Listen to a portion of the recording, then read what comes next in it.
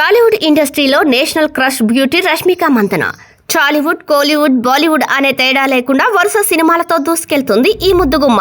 తన అందంతో, అభినయంతో అందరినీ ఇట్టే ఆకట్టుకుంటుంది.